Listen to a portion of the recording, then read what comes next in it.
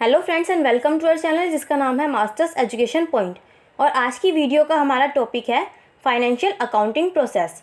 और इसमें हम फाइनेंशियल अकाउंटिंग की प्रोसेस के बारे में पढ़ेंगे। फाइनेंशियल अकाउंटिंग की प्रोसेस में 5 स्टेजेस इन्वॉल्व होती हैं। पहली, ट्रांजैक्शन को रिकॉर्ड करना। दूसरी, ट्रांजैक्शंस का क्लासिफिकेशन। तीसरी, ट्रांजैक्शंस की समराइजेशन। चौथी, रिजल्ट्स का इंटरप्रिटेशन। और पाँचवीं, रिजल्ट का कम्युनिकेशन। इन्हीं स्टेजेस के बारे में आज हम इस वीडियो में पढ़ेंगे। तो चलिए स्टार्ट करते हैं। Financial accounting process. अकाउंटिंग में be defined as the process of recording, classifying, summarising, analysing and interpreting the financial transactions and communicating the results thereof to the persons interested in such information. Thus, the accounting process consists of the following 5 stages. First, recording the transaction.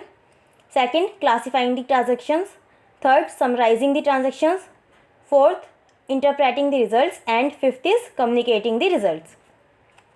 Accounting को financial transactions की recording, classification, summarisation, analysation, interpretation और interested persons को results की communication के रूप में define किया गया है। इसलिए अकाउंटिंग प्रोसेस इन 5 स्टेजेस से मिलकर बनती है। पहली, ट्रांजैक्शंस की रिकॉर्डिंग। दूसरी, ट्रांजैक्शंस की क्लासिफिकेशन। तीसरी, ट्रांजैक्शंस की समराइजेशन। चौथी, रिजल्ट्स का इंटरप्रिटेशन। और पाँचवीं, रिजल्ट्स का communication. First, recording the transactions. The accounting process begins with the basic function of recording all the transactions in the book of original entry. This book is called journal. The journal is a daily record of business transactions. All business transactions of financial character are recorded in the journal in a chronological order with the help of various vouchers such as cash memos, cash receipts, invoices, etc. The process of recording a transaction in the journal is called journalizing. The journal may be further subdivided into various subsidiary books such as cash journal for recording cash transactions, purchase journal for recording purchase of goods, sales journal for recording sales of goods, etc. Accounting process book of original entry में transactions की recording के basic function से start होती है। इस book को journal कहा जाता है। जर्नल बिजनेस ट्रांजैक्शंस का डेली रिकॉर्ड होता है। सारी बिजनेस ट्रांजैक्शंस जो कि फाइनेंशियल नेचर की हो वो इस जर्नल में डेट वाइज रिकॉर्ड की जाती है, जो कि वाउचर्स के फॉर्म में रिकॉर्ड की जाती है, जैसे cash memo, cash receipt, invoices etcetera. इस रिकॉर्डिंग की प्रोसेस को जर्नलाइजिंग कहा जाता है। इन जर्नल्स को वेरियस सब्सिडरी बुक्स में डिवाइड किया जाता है, जैसे कैश ट्रांजैक्शंस को रिकॉर्ड करने के लिए कैश जर्नल, गुड्स की परचेज के लिए परचेज जर्नल, गुड्स की सेल को रिकॉर्ड करने के लिए sales journal. Classifying the transactions. The journal is just a chronological record of all business transactions and it does not provide all information regarding a particular item at one place. To overcome this difficulty, we maintain another book called ledger. It consists of systematic analysis of the recorded data with a view to group the transactions of similar nature and posting them to the concerned accounts. It contains different pages of individual account heads under which all financial transactions of similar nature are collected. For example, all transactions related to cash are posted to cash account and transactions related to different persons are entered separately in the account of each person. The objective of classifying the transaction in this manner is to ascertain the combined effect of all the transactions of a given period in respect of each account. Journal बस एक chronological record होता है सारी business transactions का, और वो एक जगह पर एक पर्टिकुलर आइटम के बारे में सारी इन्फॉर्मेशन प्रोवाइड नहीं करता। इस डिफ़िकल्टी से उबरने के लिए एक और बुक मेंटेन की जाती है जिसे लेजर कहा जाता है। इसमें सिमिलर नेचर की ट्रांजैक्शंस के ग्रुप और उनकी कंसर्न अकाउंट में पोस्टिंग की दृष्टि से रिकॉर्डेड डेटा का सिस्टमेटिकली एनालिसिस किया जाता है। इसमें अलग पेजेस होते हैं इंडिविजुअल अकाउंट हेड्स के, जिसमें सिमिलर नेचर की फाइनेंशियल ट्रांजैक्शंस रिकॉर्ड की जाती है, जैसे कैश से रिलेटेड ट्रांजैक्शंस कैश अकाउंट में रिकॉर्ड की जाती है और डिफरेंट पर्सन से रिलेटेड ट्रांजैक्शन उन पर्सन के अकाउंट में अलग से मेंटेन की जाती है। अब तो वैसे ये सब रिकॉर्डिंग और क्लासिफिकेशन इलेक्ट्रॉनिकली की जाती है थ्रू टैली, ईआरपी और अदर सॉफ्टवेयर्स। पहले ये सब काम मैनुअली किया जाता था। अब तो टैली या ईआरपी में उन पर्सनस के लेजर क्रिएट कर दिए जाते हैं और उसी में उनकी सारी ट्रांजैक्शंस रिकॉर्ड की जाती है। इस मैनर में ट्रांजैक्शन की क्लासिफिकेशन का ऑब्जेक्टिव है एक गिवन पीरियड में सारी ट्रांजैक्शंस का कंबाइंड इफेक्ट असरटेन करना। Summarizing the transactions. The third step is presenting the classify data in a manner which is understandable and useful to the internal as well as external end users of accounting information. This can be done through the preparation of a year-end summary known as final accounts. Before proceeding to the final accounts, one has to prepare a statement called trial balance in order to check the arithmetical accuracy of the books of accounts. If the trial balance tallies more or less, it means that the transactions have been accurately recorded and posted into the ledgers.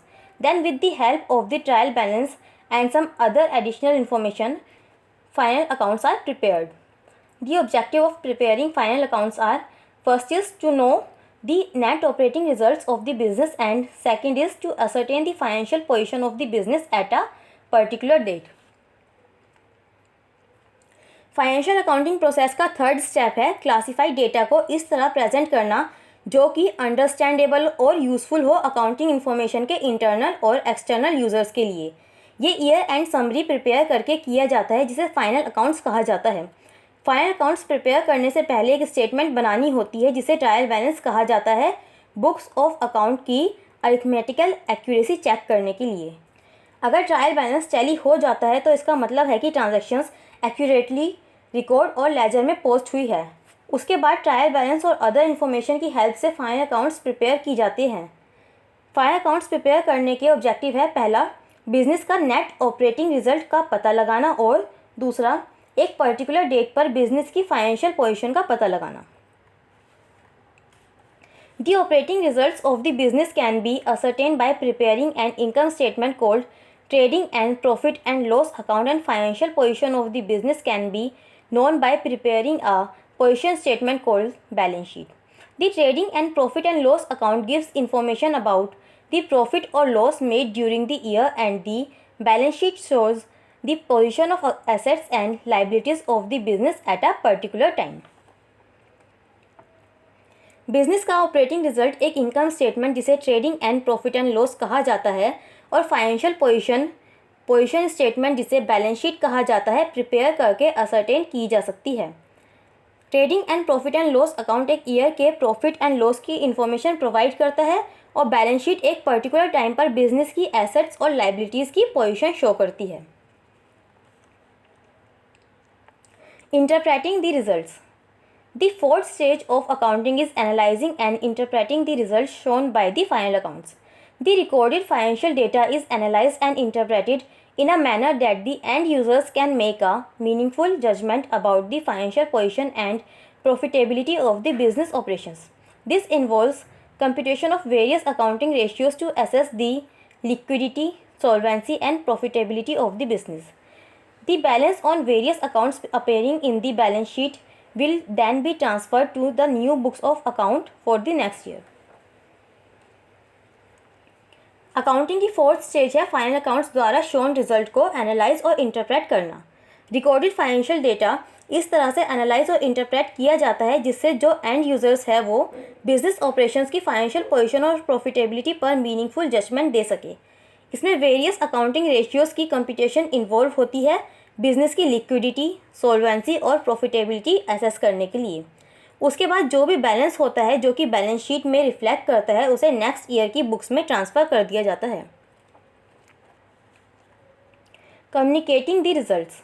The accounting information after being meaningfully analysed and interpreted has to be communicated in the proper form and manner to the proper person. This is done through preparation and distribution of accounting reports, which includes besides the final accounts in the form of ratios, graphs, diagrams, fund flow statements, etc.